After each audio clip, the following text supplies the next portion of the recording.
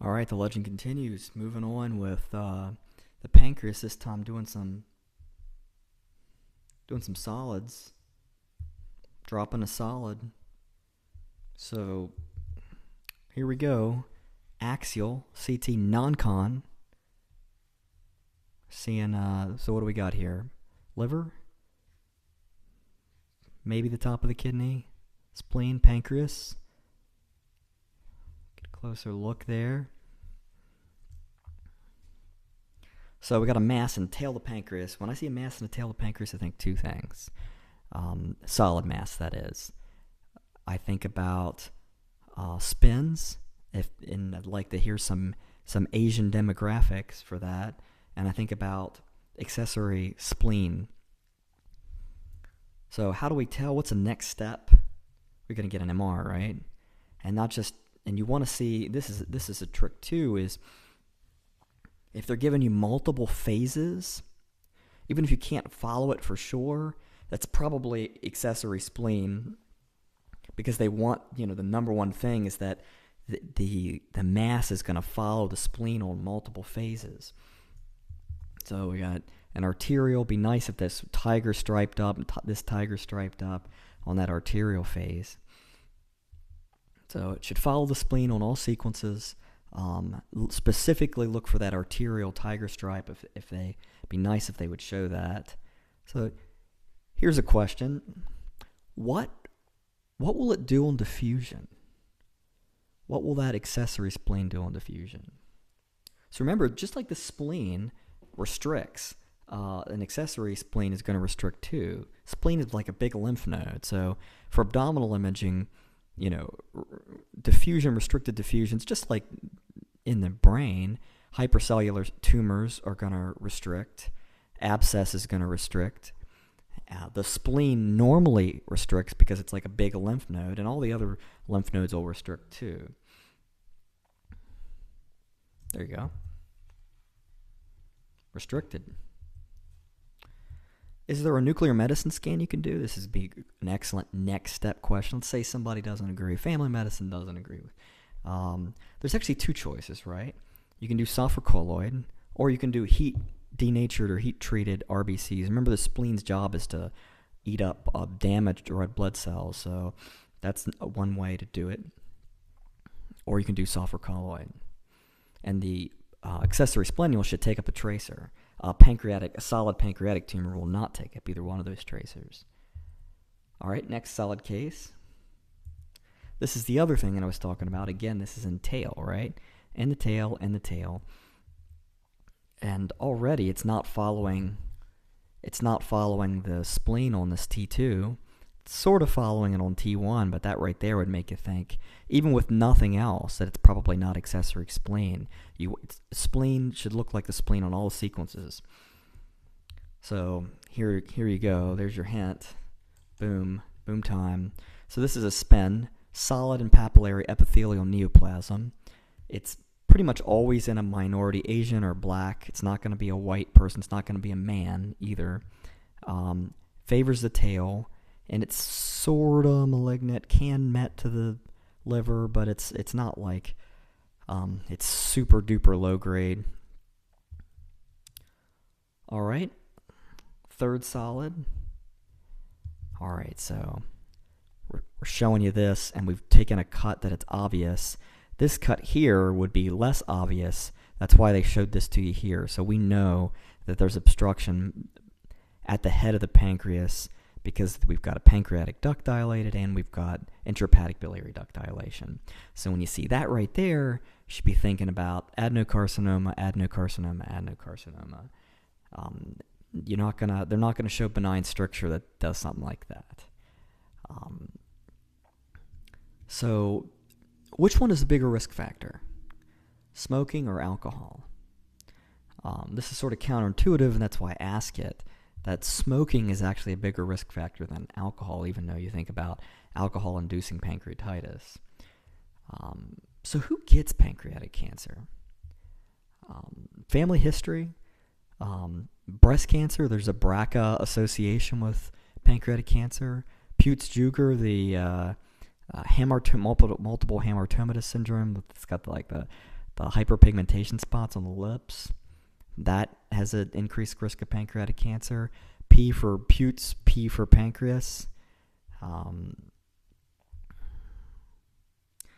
And so when is it unresectable? So what are the things that you're looking for to determine whether or not it's a surgical case or it's a hospice case? SMA and celiac, right? More than 180 degree involvement. So here's a trick. Which of the following impact the patient's surgical outcome? And we're talking about involvement of which of the following with a pancreatic cancer. We got artery, and then 2 veins. So which one do you think matters? So we said celiac and SMA for sure, but I didn't list those here because I'm trying to be tricky. So it's SMV, and here's why. These are the 5 that matter, and celiac and SMA are the big ones. Hepatic artery, SMV, and portal vein matter too because you really need those things. And these are the ones that don't mean shit. Splenic artery, you don't need a spleen, right? People embolize the spleen in trauma, so you don't need that splenic artery. GDA actually gets taken out in a Whipple procedure also, so that's not necessary either. All right, more solid tumors. This is a case that I actually showed earlier. If you remember, I showed this with the von Hippel-Lindau Association. We've got a contrast-enhanced study. We've got something that's enhancing in the pancreas. So if you see something enhancing in the pancreas, there's 2 things you should think about. This, which is an islet cell tumor, and then you should think about, is it actually in the pancreas or not, or is it a splenic artery aneurysm? So you would never biopsy something like this because they're hypervascular, super hypervascular. Well, I mean, you could biopsy it, but if you did, you'd expect it to bleed like stink. The other thing would be, if you get in a situation where they're asking you whether or not you want to biopsy it or not, you better be damn sure that's not a splenic artery pseudoaneurysm. Like, I want to make sure that it's not. Now, back to a point that I mentioned in the first lecture, if they don't show it communicating with the artery, then it's not communicating with the artery. Because if they wanted you to know that it was, then they would show it to you. So there's a bunch of different kinds of islet cell tumors. Here's my strategy for addressing that. I think about them as either major or minor players. And for the major players, I try to know 3 things about them. For the minor players, I just try to know 1. So insulinoma and gastronoma are my major players. So let's do insulinoma first. This is the most common functioning islet cell tumor. It's 40% of all the pancreatic endocrine tumors. A small minority are malignant, and that's semi-unique to this. There's this Whipple's triad, just, all the stuff you'd be able to guess. Now, here's another case. Notice that this thing's actually not in the pancreas. It's like hanging out by the duodenum. So this is the so-called gastronoma triangle. The majority of gastrinomas actually originate from the duodenum within this triangle, and 60% of them are malignant, way higher than 10%, and there's an association with Zollinger-Ellison. There's also an association with MEN tumors. The gastronoma is the most common islet cell tumor that's associated with MEN, even though insulinoma is the most common overall. So if you remember Zollinger-Ellison syndrome, the buzzword for that is jejunal ulcers. Ulcers in the stomach are common. Ulcers in the duodenum are common. Ulcers in the jejunum are not common. So if you hear that, you think about Zollinger-Ellison, too much gastrin. Now these are the minor players. So just going 1 or 2 facts here. So non-functionals are big and bad. They're often metastatic when you see them at presentation. Glucagonoma has the 5 Ds, and it also has a high rate of malignancy. VIPomas cause a watery diarrhea, right? So low potassium. They're also often malignant. And somatostatinomas are rare, and there is an association with NF1. That's probably too much trivia even for this test. So take-home point, remember, insulinomas have like a 10% rate of malignancy. The majority of them have higher associations. All right, association. Speaking of that, so something I mentioned before, remember, MEN1 has pancreatic islet cell tumors, pituitary adenomas, and parathyroid adenomas. PPP, 3 Ps. And the most common pancreatic islet cell tumor is the gastronoma, even though the most common overall islet cell tumor is the insulinoma. Type 2, there's a type 2A and there's a type 2B.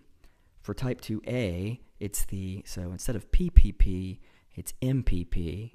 And then for type 2B, instead of MPP, it's MPN. So with each progressive step, you're losing a P. So 3 Ps and 2 Ps and 1 P.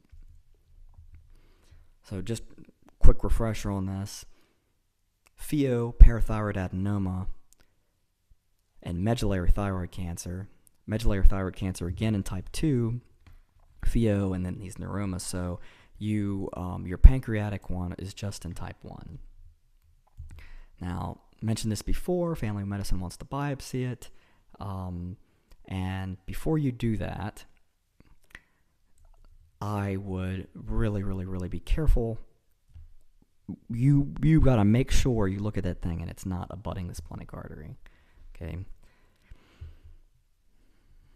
All right, next case. This is a trauma case. So what do you care? What is the most important question with regard to trauma and the pancreas?